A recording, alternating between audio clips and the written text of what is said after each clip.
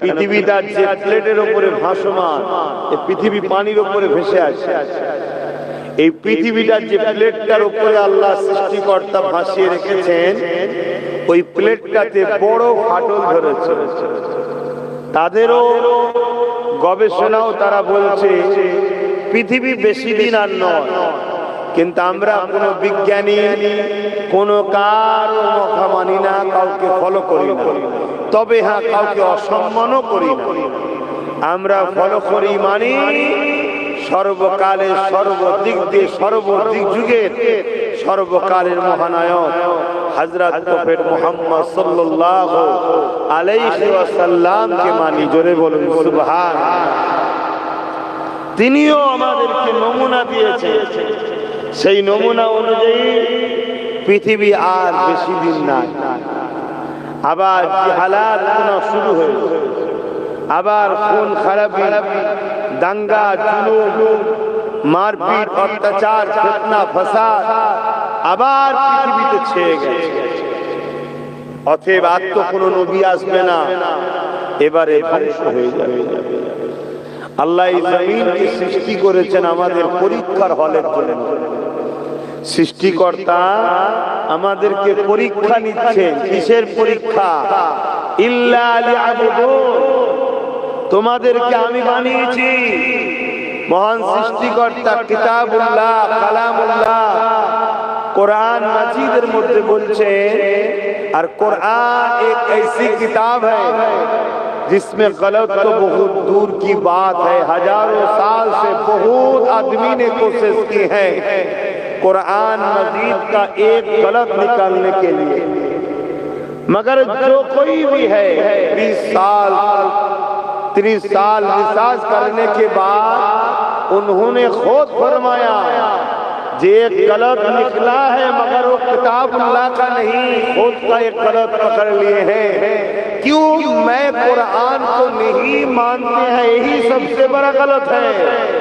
फिर भी वो साइंटिस्ट और रिसर्च कुरान पाक को खुद मान लिए हैं। बोलिए सुभान अल्लाह। ये कुराনের বিরুদ্ধে বহু ষড়যন্ত্র চলছে, হাজার বছর ধরে ষড়যন্ত্র চলছে, শুধু একটি ভুল বার করার জন্য। কিন্তু 1500 বছর ধরে কোরআন একটা জায়গায় দাঁড়িয়ে আছে, জালিকাল কিতাব লা রাইবা ফি। अरे दुनिया वालों, है कोई मेरे चैलेंज की मुकाबला करने वाले? आ जाओ। मैं कुरान कह रहा हूँ, इसमें गलत तो बहुत दूर की बात है, इसमें कोई शक भी नहीं, कोनो সন্দেহই নাই। জোরে বলুন সুবহানাল্লাহ।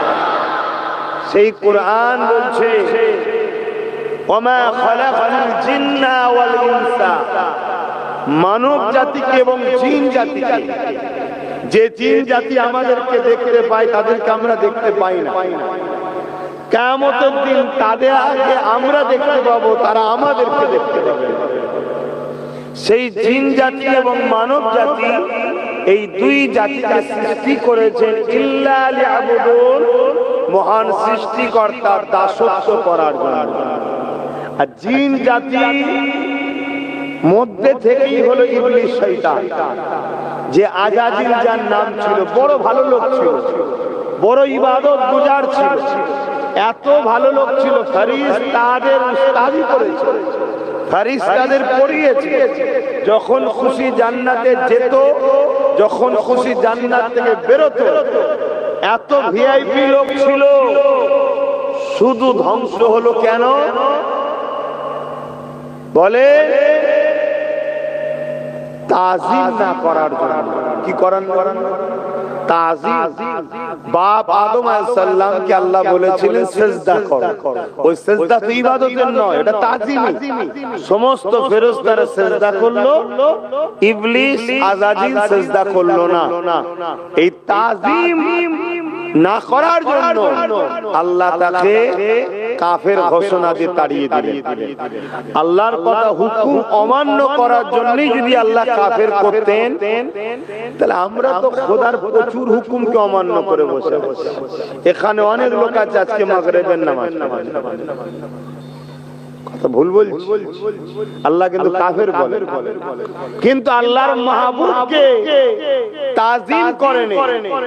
আল্লাহ পাক তাকে সুযোগ দিয়েছিল, যাকে হেকারত করেছিল, অহংকারী ছিল, আল্লাহ তাকে তার রহমতের দরবার থেকে বিতাড়িত করে দিলেন।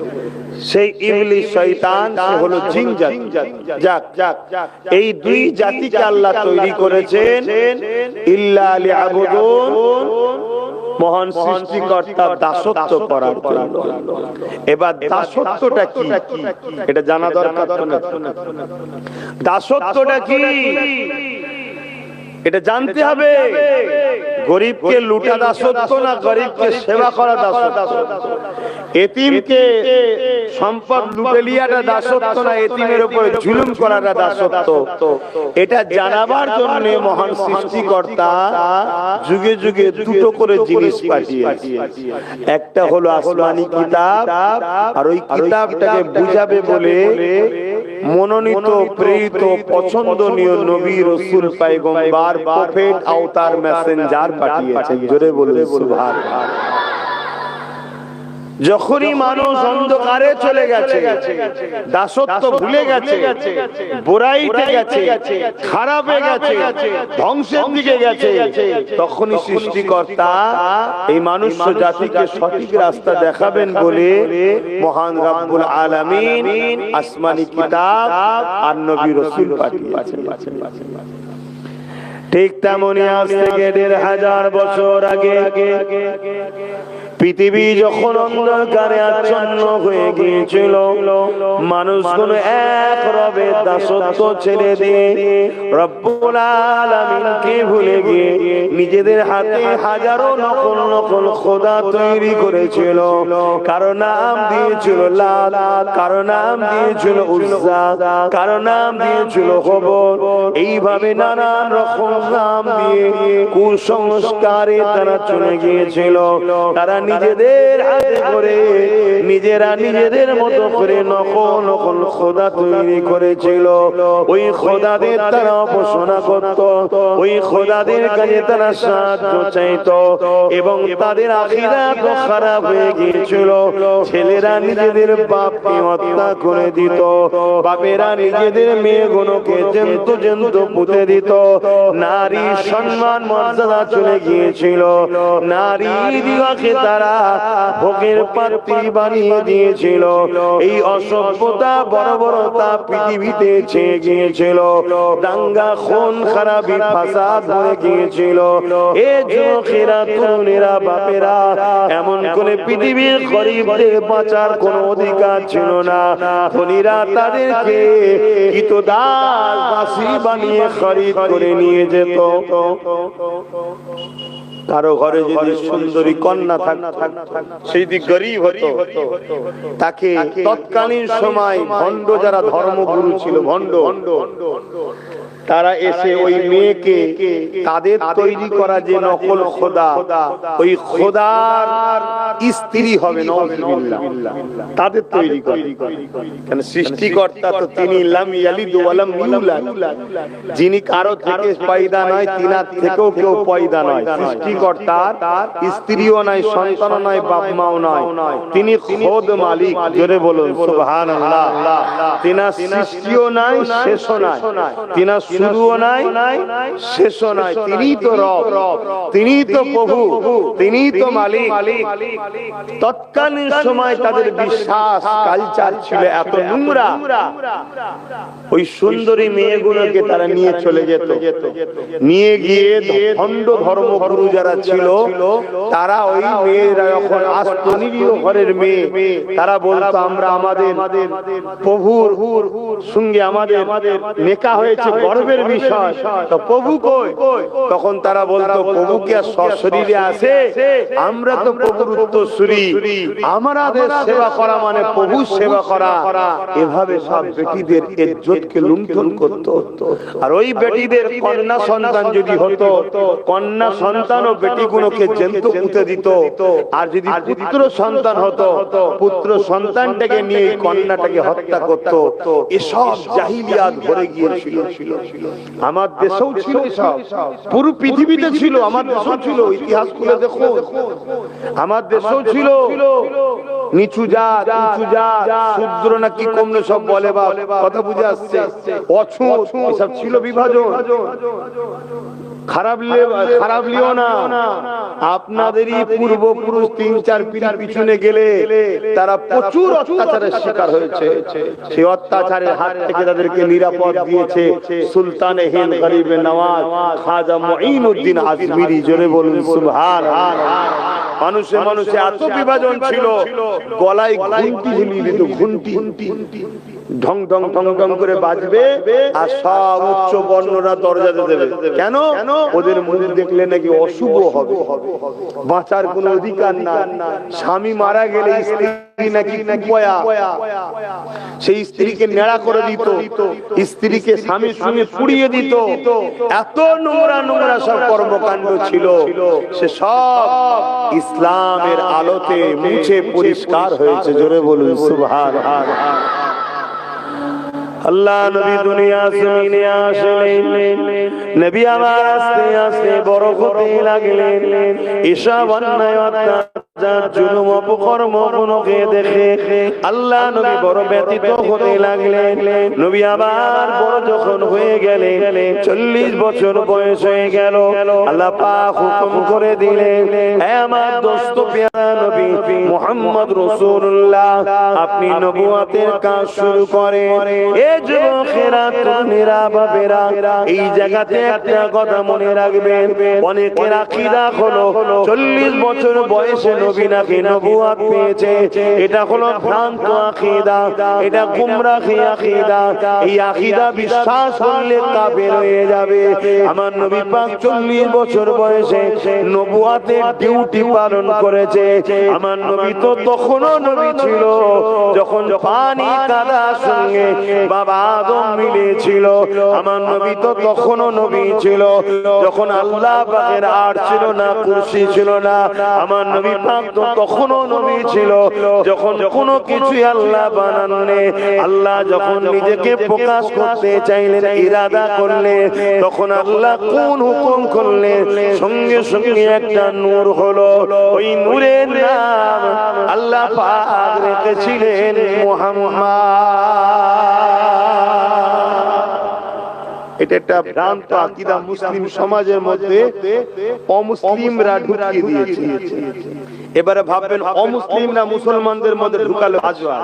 অমুসলিমদের অর্থে মুসলিম কিছু উলামারা তাদের অর্থে চলে, তাদের কথা মতো চলে। তারা কি করে? তারা এই অর্থ নিয়ে মুসলিম সমাজের কাছ থেকে একটা জিনিস কেড়ে নিতে চায়, যে জিনিসটা হলো মুসলমানদের পারমাণবিক শক্তির থেকেও পাওয়ার। যে দেশে পারমাণবিক শক্তি আছে ওই দেশকে সবাই ভয় করে তো নাকি? যে মুসলমানের কাছে এই পাওয়ারটা আছে, মুসলমানকে সবাই ভয় করে। ওই পাওয়ারটার নাম হলো ঈমান। পাওয়ারটার নাম কি? ঈমান। আর ঈমান কাকে বলে? হযরত মুহাম্মদ সাল্লাল্লাহু আলাইহি ওয়াসাল্লামের প্রেম ও আদবের নাম। নামাজের নাম ঈমান নয়, রোজার নাম ঈমান, এগুলো আমল। এগুলোর নাম কি? আমল। ঈমানদার যখন নামাজ পড়ে তখন নেকি হয়, ঈমানদার যখন রোজা রাখে নেকি হয়। ঈমান যদি না থাকে নামাজ পড়লেও নেকি, ঈমান যদি না থাকে রোজা রাখলে নেকি হয় না।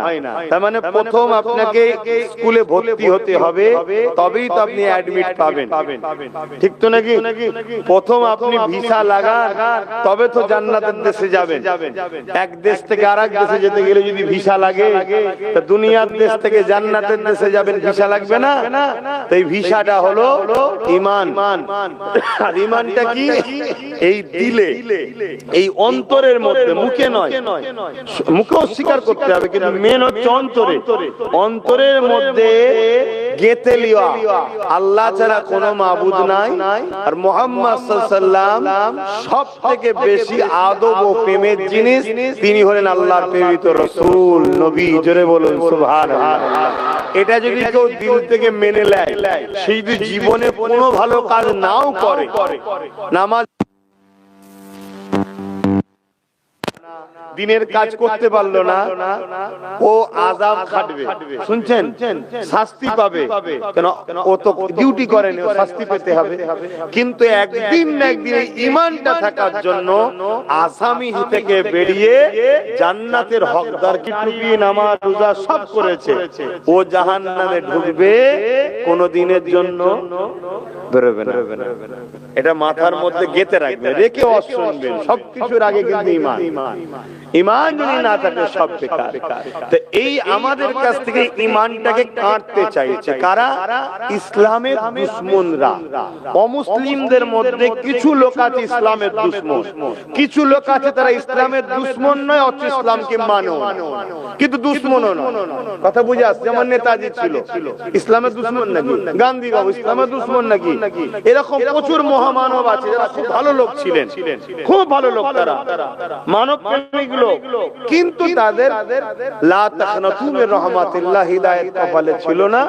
তারা ইসলামে আসেনি, কিন্তু ঘৃণা করেনি, সমালোচনা করেনি, বিরোধী করেনি। কিন্তু কিছু অমুসলিম আছে, তারা এই মুসলিমদের মধ্যে কিছু মুনাফিক মুসলিমদের সঙ্গে প্যাক্ট হয়ে একটা কাজ করতে চায়। কি করতে চায়? মানুষের খোদা হতে চায়, মানুষের প্রভু হতে চায়। মানুষ আমার দাস দাসী থাকবে, আমি উচ্চ বর্ণ, আমি যা বলবো তাই, আমি পীর সাহেব, বাকি সব মুরিদ আমার পায়ের তলার জুতো হবে। এই মেন্টালিটি, যেটা আপনারা বুঝবেন, তাই তো নাকি? এটা ইসলামে কি ইজাজত আছে? এই আমি পীরের ছেলে যদি তোমাদেরকে মনে করে এটা মুরিদ, এই আমার পায়ের জুতো ধুলোর উপযুক্ত নয়, এসব ভাবা ইসলামে নিষেধ। শুনছেন তো নাকি? আপনি মানুষ, আপনি মানুষ, আর আপনাকে একটা ইসলাম শিক্ষা দিয়েছে কি?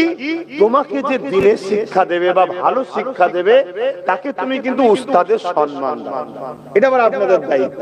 তা আপনাদের সঙ্গে আমাদের সম্পর্ক পীর মুরিদি, ছাত্র উস্তাদের, কি তা বলে ঘৃণা করা, অসভ্যতা করা, অছুত ভাবা ইসলামে হারাম। শুনছেন? কিন্তু এই সমাজে একদল মানুষ আছে, তারা এই গরিবদের ঘরে লুটতে চায়, গরিবদের ঘরে লুটতে চায়। তারা এই মুসলমানদের ঘরে বড় ভয় করে। ওই অমুসলিমদের মধ্যে যারা গরিবদের লুটতে চায়, তারা ইমানদার মুসলমানদের বড় ভয় করে। কেন? ইমানদার মুসলমানের শর্ত হলো একটা, অন্যায় দেখলে হাত দিয়ে রুখবে। তাহলে কোন অমুসলিমকে যদি জুলুম হয়, ওই মুসলমানের মধ্যে যদি ঈমান থাকে, তার কাজ কি? হাত দিয়ে। অমুসলিম তো কি হয়েছে? ওর উপরে জুলুম হচ্ছে, ওর পাশে দাঁড়িয়ে যে জুলুম করছে তার বিরুদ্ধে লড়াই করবে। এটা ইসলামের হুকুম। শুনছেন তো নাকি? শরীয়তটাকে জানো। দ্বিতীয় নম্বর, যদি হাত দিয়ে লড়তে নাও পারে, দ্বিতীয় স্তরের ঈমান কি? সে মুখ দিয়ে প্রতিবাদ করবে। তৃতীয় স্তরের ঈমান কি? সে যদি মুখ দিয়ে প্রতিবাদ না করতে পারে, অন্যায়কে ঘৃণা করে দূরে সরে যাবে, কমসে কম সাপোর্ট করবে না। আর এই তিনটের মধ্যে যদি কোনোটা না থাকে, রাসূল বলছে তার মধ্যে ঈমান থাকবে না। এই যে জালিম যারা মানবরূপী মানুষের প্রভু হতে চায়, এরা দেখছে মুসলমান, এরা তো অন্যায় দেখলেই রুখবে। তাহলে আমরা যে গরিবদের ঘরে কৃতদাস দাসী বানাবো আবু জেল উদ্বার মতো করে, তাহলে সব থেকে বড় আমার বিরুদ্ধে দাঁড়াবে হলো কারা? ইমানদার মুসলমানরা। সব মুসলমানরা নয়।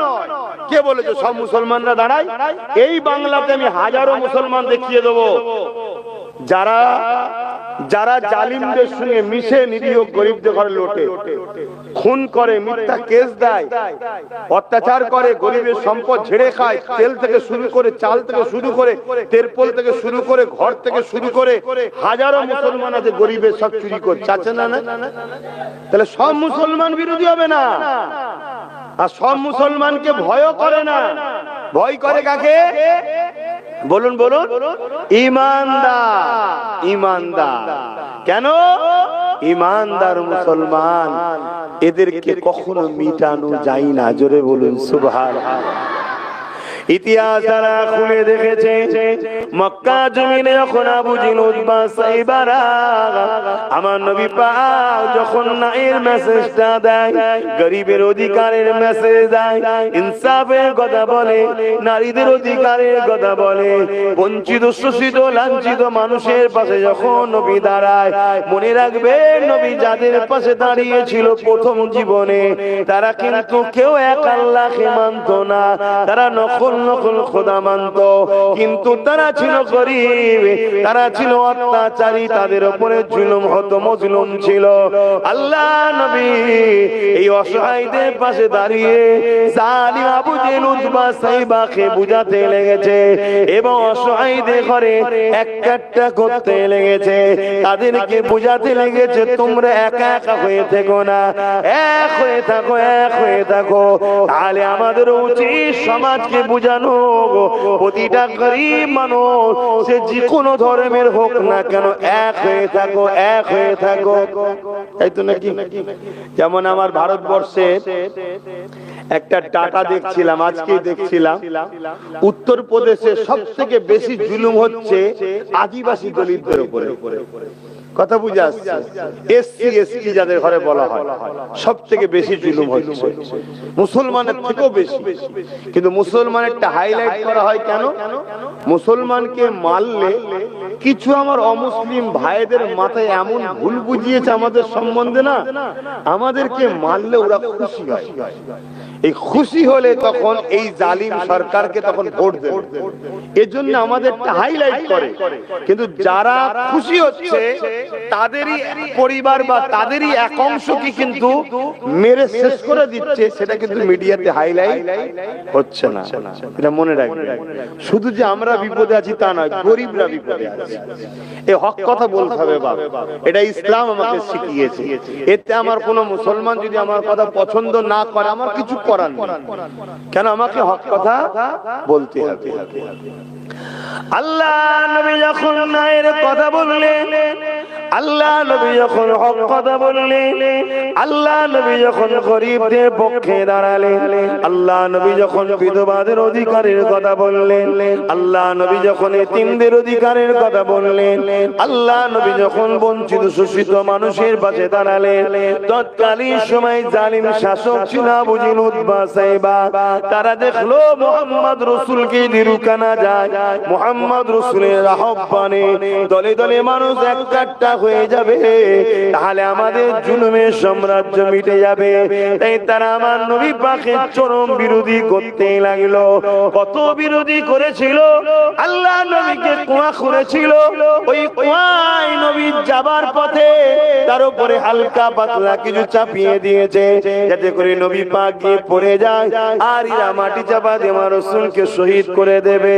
আরে দুনিয়া অপরাধ কি ছিল আমার নবীর? আমার নবীর অপরাধ হলো গরিবদের বন্ধু হয়েছিলেন নবী, অসহায়দের সাথী হয়েছিলেন নবী। যে গরিবদের বন্ধু হয়েছিল ওই গরিবের কোন ধর্ম ছিল? তারা কেউ তো আল্লাহকে মানত না।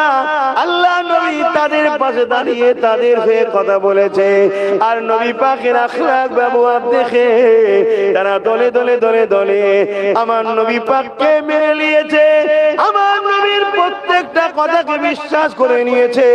তারা রাসূলুল্লাহর আখলাকে মুগ্ধ হয়ে একদিন ঈমানের কলেমা পড়ে ইসলাম কবুল করে নিয়েছে। আল্লাহ নবী কখনো কাউকে জোর করেনি, আল্লাহ নবী কখনো কাউকে প্রেসার দেয়নি। এক ব্যক্তি নবী পাকের দরবারে আসলো, সে ধর্মে ইহুদি ছিল। আমার নবী পাককে বলেছিল, হে আব্দুল্লাহর বেটা মুহাম্মদ সাল্লাল্লাহু আলাইহি ওয়াসাল্লাম, তোমার আখলাক, তোমার কথাবার্তা, তোমার ব্যবহার, তোমার আদর্শ আমাকে বড় ভালো লেগেছে। তবে আমি ইহুদি ধর্ম গুরুর ঘরের ছেলে, অর্থাৎ মুসলমানদের যেমন আলেম বলা হয়, ইহুদি কিতাবের যে আসমানি কিতাবের আলেম আছে, সেই আলেম ধর্মগুরু ঘরের ছেলে আমি। আপনার সফর সাথী হয়ে থাকতে চাই, আপনার সোবতে থাকতে চাই, আপনার সঙ্গে উঠা বসা ঘোরাঘুরি করতে চাই, আপনি যেখানে যাবেন আপনার সঙ্গে যেতে চাই। তবে কিন্তু একটা কথা, আমি আমার ইহুদি ধর্ম ছাড়ব না। আল্লাহ নবী মুচকি হাসলেন, এসে বললেন থাকতে পারো, আমার সঙ্গে তুমি যেতে পারো, এই ইজাজত দিলেন। ওই মানুষটা রাসূল, যুবকটা রাসূল পাক সাল্লাল্লাহু আলাইহি ওয়াসাল্লামের সাথে 7 বছর ছিল। ক বছর? 7 বছর। যেখানে যেতেন নবী ও সাথে যেতেন। নবী পাক সাল্লাল্লাহু আলাইহি ওয়াসাল্লামের সঙ্গে সর্বসময় ঘুরতেন, কথাবার্তা, দরবারে এসে বসতেন। কথা বুঝে আসছে? একটা দিন ওই যুবকটা একটা অভ্যাস ছিল, আমার নবীকে বলেছিলেন যে আপনার মতো মহামানবের আমি সেবা করতে চাই। কি সেবা করতে চাও? না, আপনি যখন মসজিদে নববীতে ঢুকবেন, আমি তো ঢুকবো না, কারণ মসজিদে মুসলমান, আপনি যাবেন, আমি যে কি করব? অতএব তখন আপনার জুতোটা আমি খুলে আমার কাছে আপনার নালাইন শরীফ, যেটা জুতা মোবারক, আমি রাখবো। আল্লাহ নবী বললেন, বাবা এ কাজ তুমি কেন করবে বাবা? এর জন্য অন্যজন রয়েছে, তারা করবে। তখন সে বলল, না, আমি আপনার কাছে আশা রাখবো, আর আপনি বড় দয়ালু, আপনি আমাকে এই কাজ থেকে সরিয়ে দেবেন না। জোরে বলুন সুবহানাল্লাহ। আল্লাহ নবী তার এই কথাতে রাজি হয়ে গেলেন, তাকে নিরাশ করলেন না। সে প্রতিদিন ওই রাসূলুল্লাহ যখন নববীতে ঢোকে, জুতা খুলে নিয়ে দাঁড়িয়ে থাকে, হুজুর নামাজ পড়ে বেরিয়ে যখন আসে, জুতা লাগান, হুজুর জুতা পরে আবার সফরে যায় ও হুজুরের সাথে ঘরে। একদিন জুতা খোলার সময় তো হুজুর দেখলেন জুতাটা অন্য একজন নিচ্ছে, কিছু বললেন না, চলে গেলেন, নামাজ পড়লেন, কথাবার্তা বললেন, বেরিয়ে যখন আসছে জুতাটা লাগাচ্ছে অন্য এক সাহাবী। তখন হুজুর জিজ্ঞেস করলেন, বাবা আমার অমুক ইহুদির যুবকটা কোথায় গেল, সে ছেলেটা কেন দেখতে পাচ্ছি না? তখন সাহাবী বললেন, হুজুর ও কঠিন বিমারে পড়েছে। আজানটা হয়ে যাবে, নামাজ পড়াই করবে, 8:30 9:30 করাই করে।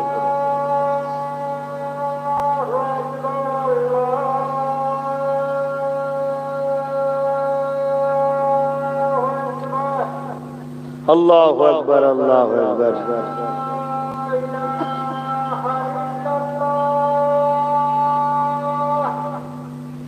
আশহাদু আল্লা ইলাহা ইল্লাল্লাহ।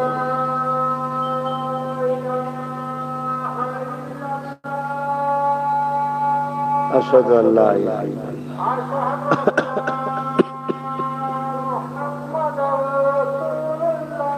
সাল্লাল্লাহু আলাইহি ওয়াসাল্লাম।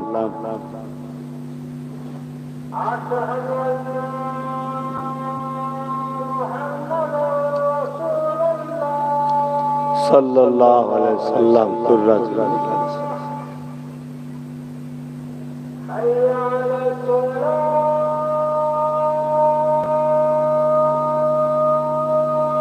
লা হাওলা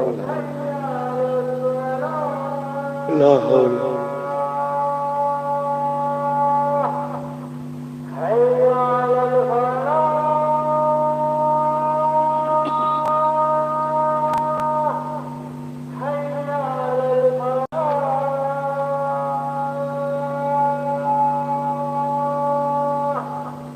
لا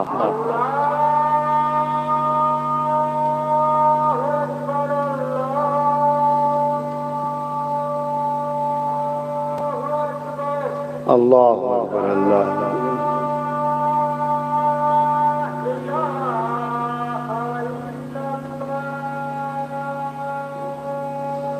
اللهم رب حجة محمد الوسيلة محمد لله إنك لا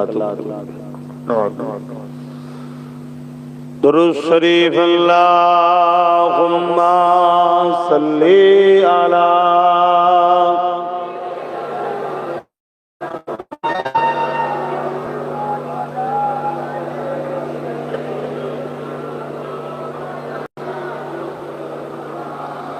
रातें भी मदीने की बातें भी मदीने की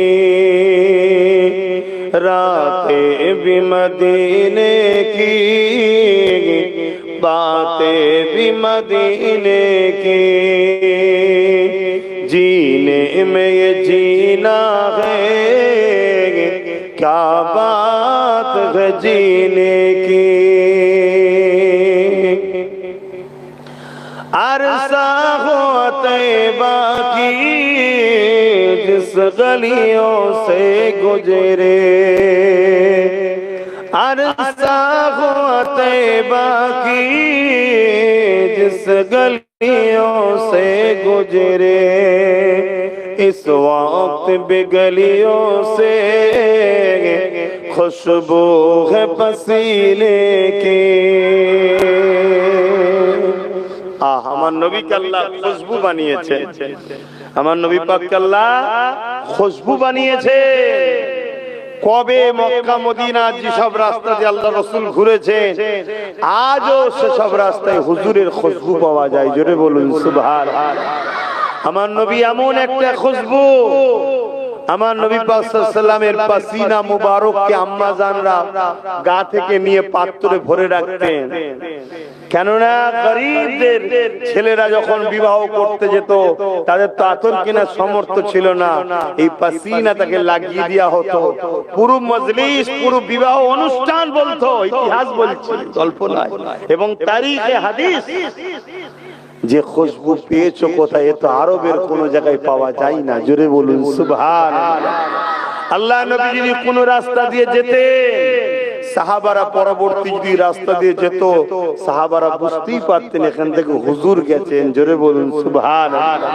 খুশবু আহা এই বিষয়ে একটা কথা বলি শোনেন ইসলামের চরম দুশমন ছিল আবু জেহেল ওই আবু জেহেলের ছেলে ছিল ইকরামা আবু জেহেল চেয়েছিল ইসলামকে মিটিয়ে দেবে আজও যারা চাইছে ইসলামকে মিটাবে তাদের সঙ্গে আল্লাহ দুই ধরনের ফয়সালা করবে আগেও করেছে আজও করবে হয় তাদেরকে আল্লাহ একেবারে ফেরাউনের মতো মিটিয়ে দেবে নচেত আমার আল্লাহ তাদেরকে ইসলাম কবুল করিয়ে দিনের খাদেম বানিয়ে দেবে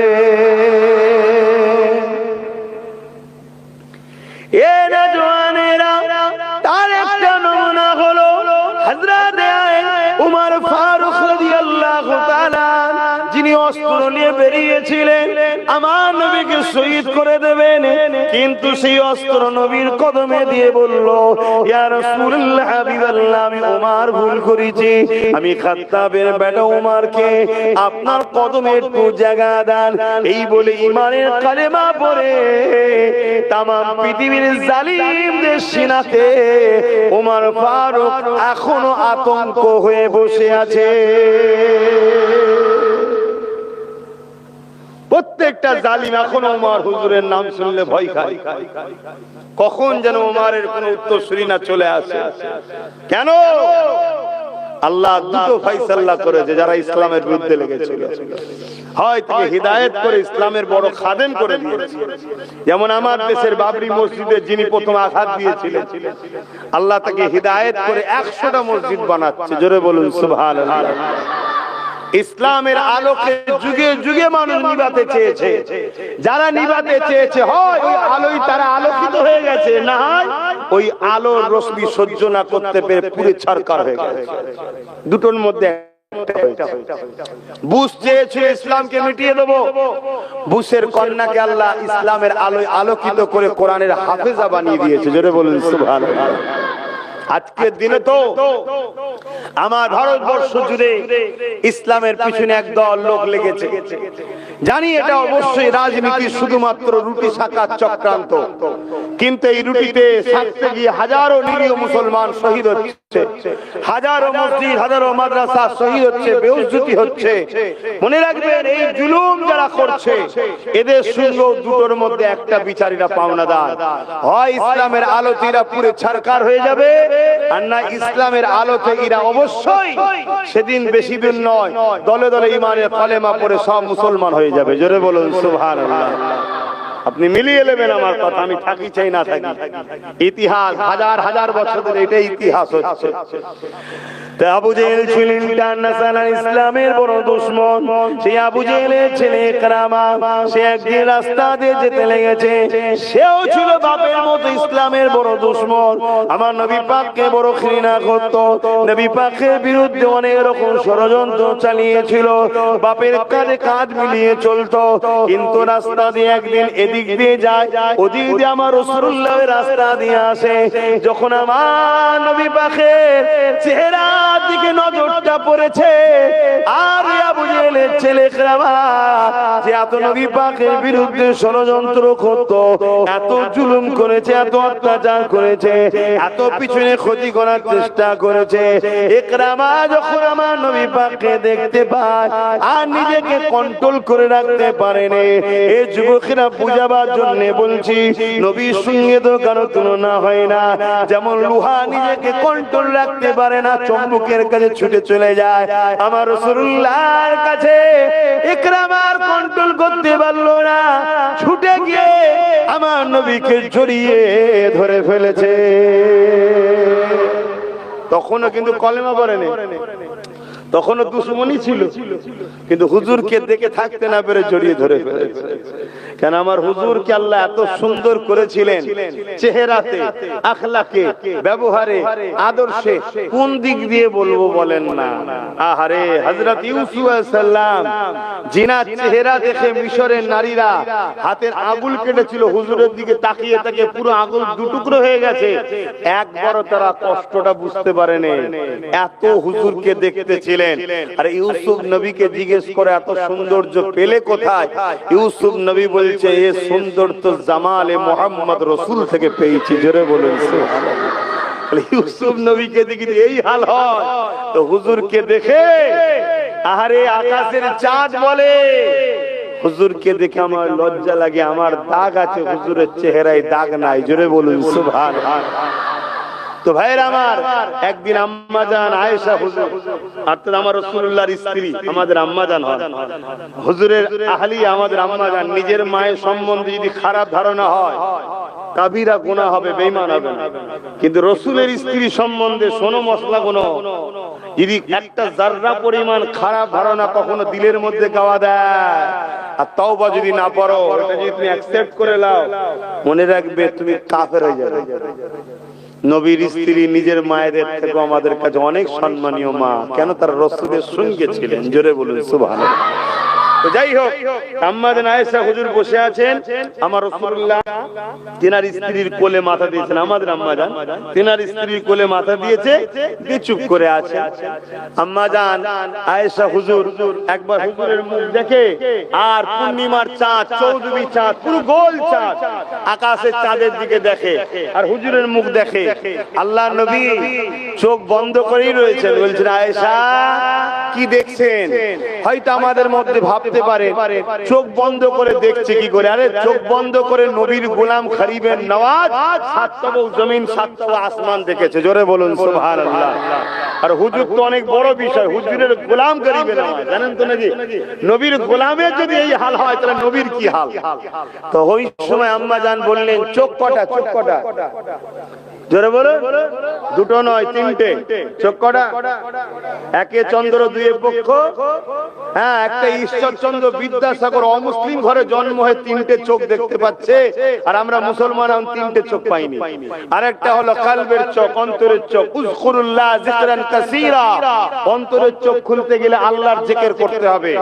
আমরা যা পাপ করি, এখানে একটা আয়না আছে, দাগ পড়ে, কালো পড়ে। যেমন একটা বাতি আপনি জ্বালিয়েছেন, বাতির চতুর্দিকে কাঁচ থাকে, দেখবেন ওই কাঁচটা আস্তে আস্তে ময়লা পড়ে পড়ে পড়ে বাতির রশ্মি আর বাইরে আসে না, ওটাকে পরিষ্কার করে দিলেই আবার রশ্মি।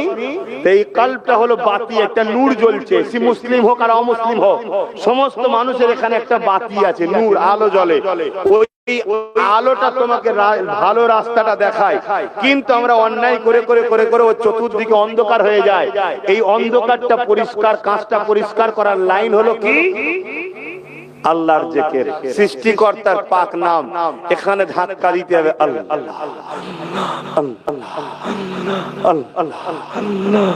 আল্লাহ, এসব ধাক্কা দিতে হবে, এটা পরিষ্কার হবে। কিছুক্ষণ করার পরে দেখবেন আপনার চোখ দিয়ে অটোমেটিক পানি এসছে। তার মানে কি, আপনার ভেতরের নরমি ভাব আসছে, গরম অহংকার জাল্লাদি যেটাকে বলা হয় কঠোর ভাবটার সাথে মিটছে। এবারে তুমি দিল থেকে নরম হচ্ছে। কথা বুঝা যাক, ওদিকে আমার আজকে ওয়াজ নয়। হুজুর কেবলা আসবে আমি শুনলাম, তো আমার পরে আব্বা জানের রাতিসার নামাজ, উনি পীর মানুষ, উনি হয়তো এই বিষয়ে আলোচনা করলেও করতে পারে। তো আমি যে কথা বলছিলাম, কি কথা বলতে গিয়ে চলে গেল। আম্মা জান আয়েশা হুজুর বলছেন, আর রাসূল বলেন কি দেখছেন? স্ত্রীকে জিজ্ঞেস করছে। আম্মা জান বলছেন, আমি আকাশে চাঁদ দেখছি আর আমার কোলের চাঁদকে দেখছি। জোরে বলুন সুবহানাল্লাহ। স্বামী স্ত্রীর কথা, স্বামী স্ত্রীতে আনন্দ করা, এটা হুজুরের সুন্নাত। জোরে বলুন সুবহানাল্লাহ। আমার রাসূল সাল্লাল্লাহু আলাইহি ওয়াসাল্লাম খাবারকে চিবিয়ে দিতেন, শক্ত খাবারকে চিবাতেন, চিবিয়ে চিবিয়ে নরম করে আম্মা জানদের খাওয়াতেন, স্ত্রীদের খাওয়াতেন। জোরে বলুন সুবহানাল্লাহ। আম্মা জানরা রান্না করতেন, হুজুর কি আম্মা জানদের সঙ্গে রান্নার কাজ করে দিতেন, জিনিসপত্র কেটে দিতেন, বিভিন্ন রুটি টুটি তৈরি করে দিতেন, আম্মা জানদের কাজে সহযোগিতা করতেন স্ত্রীদের। জোরে বলুন সুবহানাল্লাহ। যদি কেউ আমরা স্ত্রীদের সহযোগিতা করি, এটা হুজুরের সুন্নতের নেকি হবে। জোরে বলুন সুবহানাল্লাহ। কথা বুঝে আসছে? আমার অনেক আগেকারের পড়া আমার ঠিক স্মরণে পড়ছে না, হয় কোন উলামা হবেন বা কোন সাহাবা হবেন, আমার খেয়াল পড়ছে না, বহুত আগে পড়েছি। একজন বড় আলেম মানুষ, বড় পাওয়ারফুল ব্যক্তি, একদিন তিনার ঘরে হঠাৎ করে মেহমান এসেছে। হঠাৎ মেহমান, তো মেহমান এসেছে, তিনার রান্না 2 মিনিটেই কাজ মিটে যাবে। কথা বুঝা জন্য তো পেটে এত প্রবলেম, এত শরীর অসুস্থ, যাক আমি ডাক্তারি করতে গেলে হবে না, সময় কম। সেই জায়গায় ওই গলায় মেরেছে হাড়ি মাথাতে, মাথা ঢুকে গলায়, হাড়ির কানাটা তো মোটা হয় মাটির, ওইটা ঝুলেছে। ওই অবস্থায় হুজুর বাইরে বেরিয়েছে। মুরিদ জিজ্ঞেস করছে, হুজুরই কি অবস্থা? বলছে, বাবা অসময় তোদের জন্য বলতে গেছি, তোদের মা দিয়েছে। তখন মুরিদরা মধ্যে কেউ বলছে, হুজুর এত ইরম দ্বারা কাজ করলো। হুজুর তখন তারা কি কথা, সর্বসময় সে আমার সাথ দেয়, সর্বসময় সর্ব বিষয়ে স্ত্রী আমার সাথ দেয়, সব বিষয়ে সে আমার সাথ দেয়। এই অসময়ে যে তাকে বলেছি, সে যেদিন একটু মাথায় মেরেই দিয়েছে, তো এটা সমালোচনা করতে হবে। ভেবে দেখুন ইসলাম কত আদর্শ শিখিয়েছে, কিন্তু আমরা সেই ইসলামের উপরে নাই তো। তাই আমরা স্ত্রীদের উপরে রাগ মুখ করে ফেলি, ছোট বড় কথা বলে ফেলি। আল্লাহ আমাদের সবাইকে ইসলামের জিন্দেগি গড়ার তৌফিক দেন, বলুন আল্লাহুম্মা আমিন। তারা সর্বসময় আমাদের কথা শোনে না, শোনে না, সব শোনে তো নাকি? এবারে একটা সময় মিজাজ কখন কি হালে থাকে না থাকে, একটু হয়তো কিছু বলে ফেললো, সেটাকে আমরা সহ্য করতে পারছি না। এই সহ্য করতে হবে আল্লাহ, তবে আমাদের মধ্যে শান্তি আসবে। আল্লাহ তৌফিক দিক, বলুন আল্লাহুম্মা আমিন। তো যাক, আমি যে কথা বলতে গিয়ে চলে গেলাম। আম্মা জান হুজুর থেকে হুজুর, আম্মা জানরা বলছেন যে আমরা জীবনে কোনোদিন আমাদের রাসূল আমাদেরকে রাগ তো দূরের কথা, চোখ বড় করে আমাদের দিকে তাকিয়ে কোনো কথা বলেন। জোরে বলেন সুবহানাল্লাহ। আর মা গুলো ছিল সেরকম পবিত্র মা, বললে হবে, তাই তো নাকি? আল্লাহ যাদেরকে পছন্দ করেছে, আমার হাবিবের স্ত্রী হবে, চারটিখানি ব্যাপার নাকি? তো যাক, আমি ওদিকে যাচ্ছি না।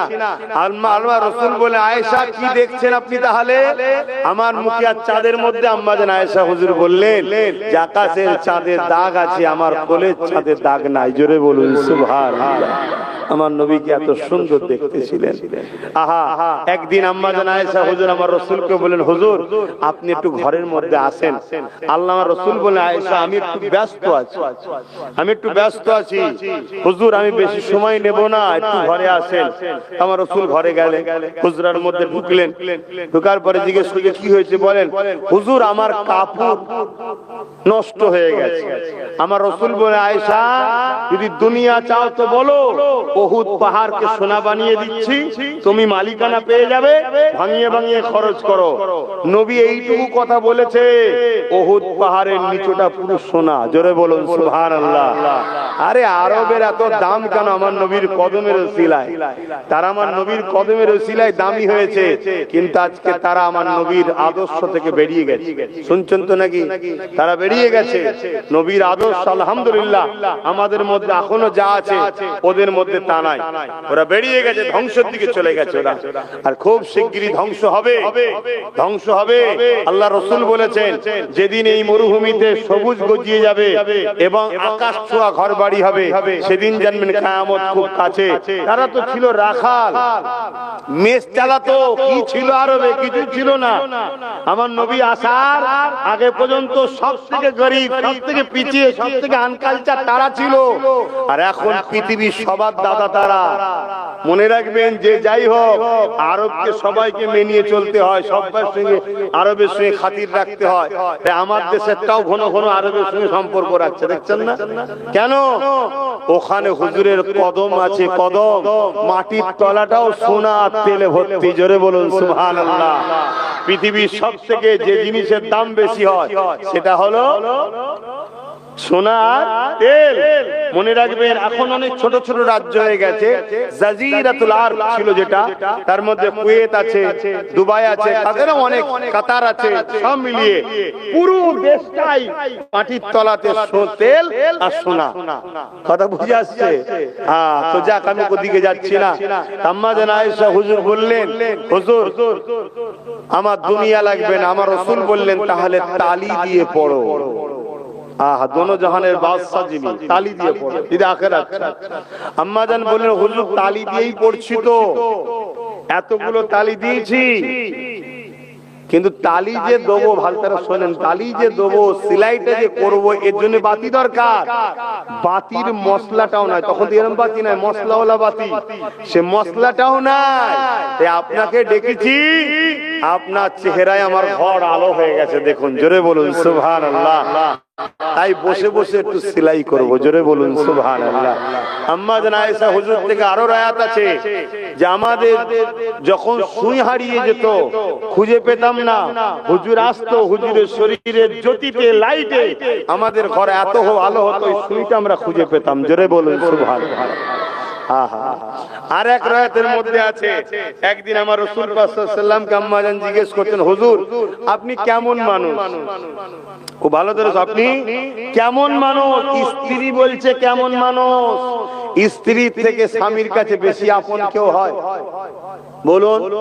মা আপন ঠিকই, কিন্তু যতটা ক্লোজ স্বামী স্ত্রীর সম্পর্ক হয় অতটা ক্লোজ মাও জানে না। কেন? ছেলে একটু বড় হয়ে যাওয়ার পরে মায়ের কাছেও পর্দা করতে হয়, জানেন তো নাকি? কিন্তু স্ত্রীর কাছে কোনো পর্দা আছে? কথা বলেন।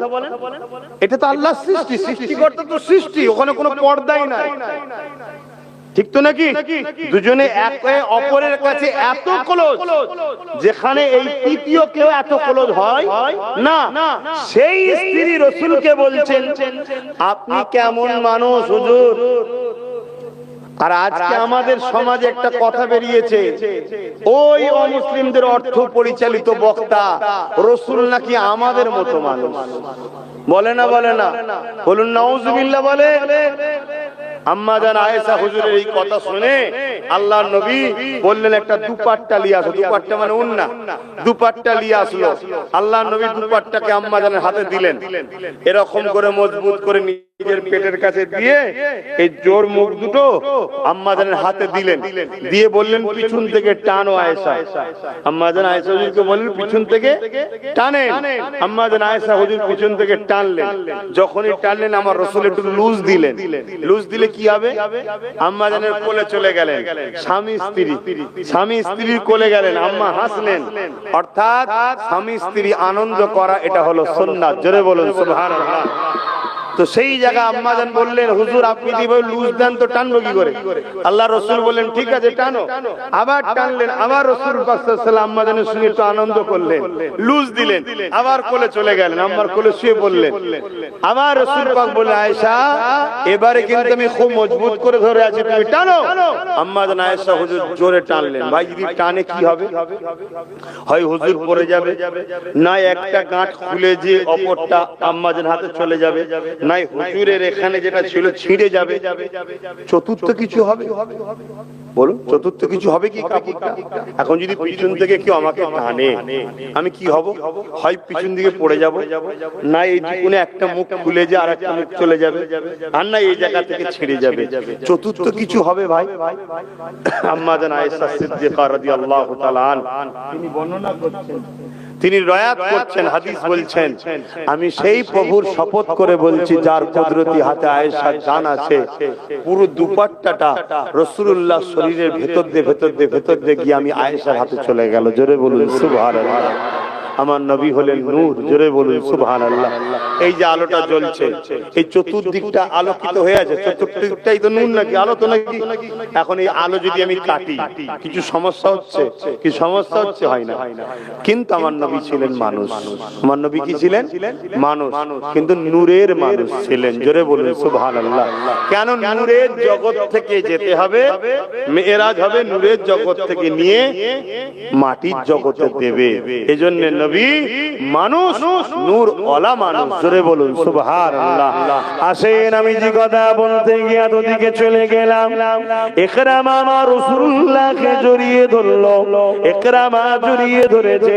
এটা আবু জেহেলের একটা চালা দেখে নিয়েছে। আবু জেহেলকে বলতে নিয়েছে, সরদার আবু জেহেল, তুমি আইন করেছো মুহাম্মদ রাসূলুল্লাহর কাছে কেউ গেলে তাকে মৃত্যুদণ্ড দেওয়া হবে। এই আইন সবার জন্য সমান না কারো জন্য আইন, কারো জন্য ছাড়? আবু জেহেল রেগে গিয়ে বলল, না, মুহাম্মদ রাসূলুল্লাহ আমার দুশমন, ওর কানার কাছে যে যাবে তার জন্যই মৃত্যুদণ্ড দেওয়া হবে। ওই সময় ইকরামা বলতে এমন করে ওই আবু জেহেলের চালা বলতে লাগলো, এ আমাদের সরদার, তোমার ছেলে ইকরামাকে ডাকো। তোমার ছেলে ইকরামাকে দেখলাম সে মুহাম্মদ রাসূলের কাছে গেছে, শুধু তা নয়, মুহাম্মদ রাসূলকে গলায় গলায় মিলামিলি কুলোকুলি করতে লেগেছে।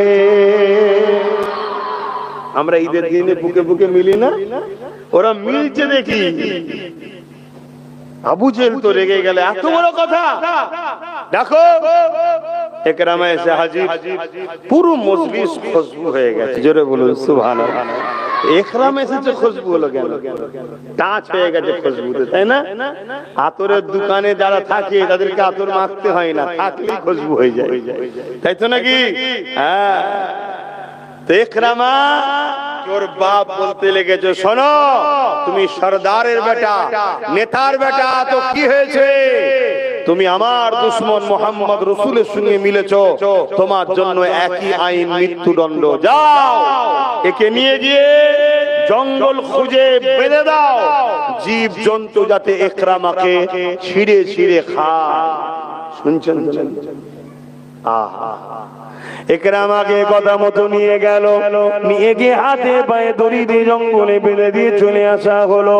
এদিকে জঙ্গলে ঝোপঝাড় থেকে চারিদিক থেকে এক একটা করে হিংস্র পশুগুলো বেরোয় আর আগে আসে ইকরামার দিকে, কিন্তু একেবারে কাছে আসছে না। একটু দূরে এসে সব বসে যায় আর ইকরামার দিকে নয়ন ভরে তাকিয়ে রয়েছে। গোল করে পশুগুলো ঘিরে ফেলেছে। ইকরামা এই দৃশ্য দেখে অবাক হয়ে যেতে লেগেছে। ইকরামা বলতে লেগেছে, এই জঙ্গলের পশুগুলো, তোমরা আমাকে খাচ্ছ না কেন? এখানে একটা বক্তব্য বুঝিয়ে দিই, অনেকের মাথায় যেতে পারে মানুষের কথা পশু বুঝলো কি করে, আর পশুর কথা মানুষই বুঝলো কি করে? যদি আমরা ঘরে পাখি পুষতে পারি আর ওই পাখিকে যদি আমরা আমাদের ভাষা শিখাতে পারি, পাখি যদি আমাদের মতো ভাষা বলতে পারে, আমি তুমি যদি করতে পারি, সৃষ্টিকর্তা চাইলে কেন পশুর জবান থেকে মানুষের কথা বেরোবে না? আর মানুষের কথা পশুই বা কেন বুঝবে না? আর একটু নমুনা দিয়ে যায়, এই কিয়ামত আসছে, একদল পশু বেরোবে যার নাম হলো দাব্বাতুল আর। ওই পশুগুলো মানুষের সঙ্গে কথা বলবে, মানুষের সঙ্গে উঠা বসা করবে, ও মানুষকে টাচ করবে। যারা মুমিন মুসলমান হবে, যখন এই পশুগুলো টাচ করবে, তার মুখমণ্ডলটা নূর আলা নূর হয়ে যাবে। খুব শিগগিরই এই পশু বাহির হবে। একেবারে তো কিয়ামত কাছের দিকেই চলে এসেছে, বেশি দিন তো আর নাই। তারপরেও বলবো আল্লাহু আলাম, আল্লাহ ভালো জানে। কিন্তু নমুনা যা পাচ্ছি বেশি দিন আর কায়াম দুনিয়া নাই। তো সেই জায়গায় দাব্বাতুল আরদ বলে একটা পশু বাহির হবে। কথা বুঝে আসছে? এই যুবকেরা, তরুণেরা, আমার নবী পাকের প্রেমিকেরা, আরেকটা প্রমাণ দিয়ে যায় বুখারী হাদিস। আল্লাহ নবী মসজিদে নববী শরীফে একটা খেজুর গাছের গুড়ি, কাটা শুকনো খেজুর গাছের গুড়ি, ওই গুড়িতে হেলান দিয়ে আল্লাহ নবী খুতবা দিতেন। ওয়াজ শুনেছেন সবাই। যখন নবী পাকের এক সাহাবী বললেন এই গুড়ির মেম্বারটাকে পাকা করে দেওয়া হবে, ওই সময় গুনগুন করে কান্নার আওয়াজ আসছে। আল্লাহ নবী খেয়াল করলেন কোথা থেকে কান্নার আওয়াজ আসছে। দেখছে শুকনো কুড়ি খেজুর গাছটা কাঁদছে। আল্লাহ নবী কথা বলতে শুরু করলেন, সেও কথা বলতে হুজুরের সঙ্গে শুরু করলো। মনে রাখবেন সব ক্ষমতার মালিক হলেন আল্লাহ, যিনি তোমার আমার জবানে কথা দিয়েছে। আর একই মুখ রয়েছে তোমার আমার সমাজে অনেকের কথা দেয়নি। আচ্ছা, মুখ থাকলেই যে কথা বলতে পারবে এমনটা নয়, কথা বলান উনি সৃষ্টিকর্তা। অনেকের মুখ আছে কথা বলতে পারে। সেই আল্লাহ ইকরামা যখন বলল তোমরা কেন আমাকে খাচ্ছ না, ওই সময় সেই পশুগুলো বলতে লাগলো ইকরামা রে, অবশ্যই খেয়ে নিতা, কিন্তু তোমাকে খাওয়া আমাদের চলবে না। কেন চলবে না? ইকরামা রে, তোমার শরীর থেকে মুহাম্মদ রাসূলের খুশবু বেরোচ্ছে। যারা আমার নবীর সঙ্গে জোরে আমরা জঙ্গলের পশু হতে পারি, তাদের সঙ্গে আমাদের দুশ্মনী নাই, বন্ধুত্ব থাকে।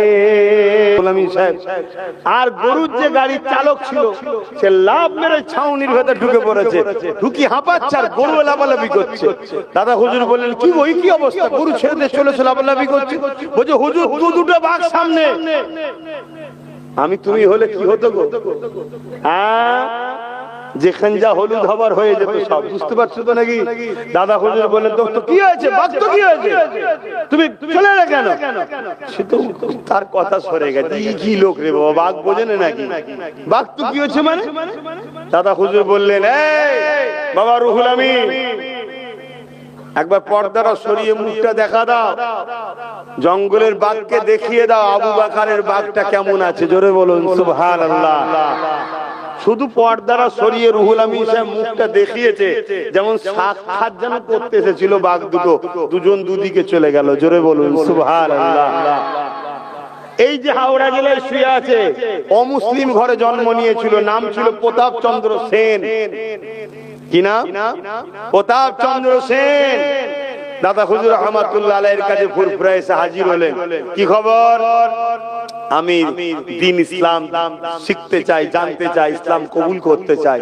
দাদা হুজুর বললেন বাপ মাকে বলেছো? হ্যাঁ বাপ মা জানে। বাপ মা বলেছে যে ধন দৌলত চাও, জমিদার ঘরের ছেলে, তাহলে ইসলামে গেলে হবে না। আর যদি ইসলামে যাও ধন দৌলত পাবে না।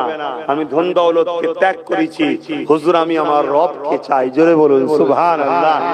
দাদা হুজুর তাকে কলেমা পড়ালেন, সে আল্লাহর দ্বীনে আসলো। দাদা হুজুর তাকে কাজ দিলেন, অনেক বড় কথা, যাও জিয়ারত করার করো, কাজ দাও।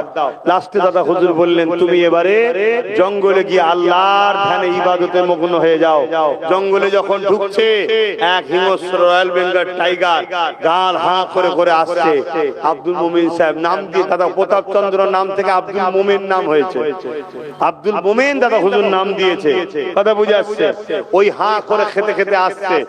আর দাদা হুজুর রহমাতুল্লাহ আলাইহি খলিফা ওই মুরিদ আব্দুল মোমিন সাহেব বলছে শোনো, যদি সৃষ্টিকর্তা তোমার রেজেক আমাকে করে রাখে তুমি তো খাবে, তোমার রেজেক যদি আমি হয়ে থাকি তুমি তো খাবে। তবে শোনো, আমি জঙ্গলে এসেছি আমার পীরের হুকুমে, আমার মুর্শিদ জামানার মুজাদ্দেদ দাদা হুজুরের হুকুমে এসেছি। আমি আল্লাহ পাওয়ার জন্য আল্লাহর জিকির করতে এসেছি। আব্দুল মোমিন সাহেব হুজুরের কিতাবের মধ্যে লেখা আছে, হুজুর বলছেন বাবারা শোনো, বিড়াল যেমন পুষা গায়ে এসে গা ঘষে, বাঘ এসে আমার গায়ে গা ঘষে পাশে বসে যায়। জোরে বলুন সুবহানাল্লাহ। 3 দিন আব্দুল মোমেন সাহেব হুজুর জিকিরে একভাবে ধ্যানে আছে জিকিরে 3 দিন কোন মানুষ পানি টানি কিছু না খেয়েও বাঁচতে পারে, এটা বিজ্ঞানও মেনেছে। জোরে বলুন সুবহানাল্লাহ। আর পানি যদি খায় একভাবে 7 দিন বাঁচতে পারে অন্য খাবার না খেয়ে। আর আমার হুজুর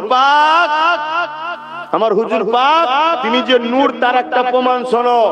তিনি 40 দিন পানি পর্যন্ত না খেয়ে রোজা রাখতেন। জোরে বলুন সুবহানাল্লাহ। আমাদের ওই রোজা নয় যে সেহরি খাওয়া আর ইফতারি না, একভাবে একবার সেহরি খেলো, ইফতারে খাবে না, আবার পরে সেহরি খাবে না, আবার ইফতার খাবে না, এইভাবে 40 দিন একটা সেকেন্ডের জন্য এক ঢোক পানিও না খেয়ে আমার নবী ছিল। আবার মানুষ বাসার, তাই তিনি খেতেন। শুনছেন তো নাকি? তাহলে তিনি কেমন বানানেওয়ালা সব থেকে ভালো জানেন। কথা মাথায় ঢুকছে? তো হুজুরকে সম্মান করতে হবে। তা আব্দুল মোমেন সাহেব হুজুর রাহমাতুল্লাহ আলাইহি তিনি কি বললেন? 3 দিন আমি জিকির করছি একভাবে, 3 দিন পর দেখি আমার পাশে খুব আশরাশিরি করছে, খুব ভাঙচুর টাইপের একটা আওয়াজ করতে চাইছে, যেটা উদ্দেশ্য হচ্ছে আমাকে ধ্যান থেকে সরাতে চাইছে। আমি চোখ খুললাম, দেখলাম একটা হরিণ শিকার করে একদম নিয়েছে হাজির। 3 দিন খাইনি। দেখুন অবালা পশু, তাদের মধ্যে দরদ আছে না?